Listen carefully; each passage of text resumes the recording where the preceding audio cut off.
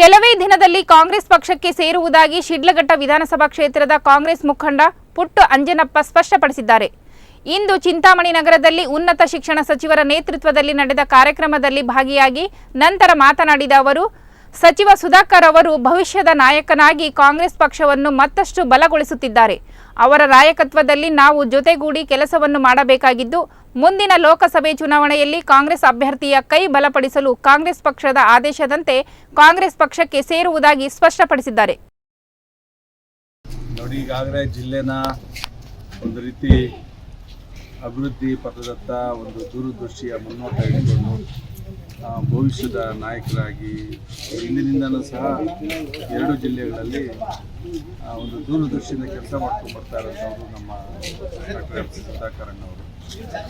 ಅವ್ರಿಗೆ ಜನ ಆಶೀರ್ವಾದದಿಂದ ಈ ಬಾರಿ ಕಾಂಗ್ರೆಸ್ ಪಕ್ಷ ಅಧಿಕಾರಕ್ಕೆ ಬಂದಿದೆ. ಅವರಿಗೆ ಸಚಿವ ಸ್ಥಾನವನ್ನು ದೊರೆತಿರೋದು ಈ ಜಿಲ್ಲೆಯ ಸೌಭಾಗ್ಯ. ಅದೇ ರೀತಿ ಅವರು ರಾತ್ರಿ ಕೆಲಸ ಮಾಡ್ತಾರೆ.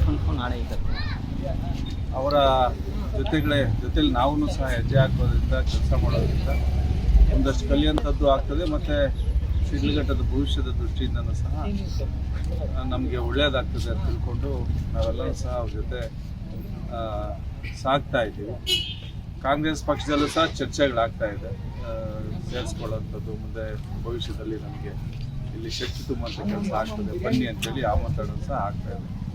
ಅದು ಚರ್ಚೆಗಳು ಅಂತಿಮ ಘಟ್ಟದಲ್ಲಿರೋದರಿಂದ ಇನ್ನು ಕೆಲವೇ ದಿನಗಳಲ್ಲಿ ಅದಕ್ಕೆ ಒಂದು ಫುಲ್ ಸ್ಟಾಪ್ ಬಿಡೋಂಥ ಕೆಲಸನೂ ಆಗ್ತದೆ.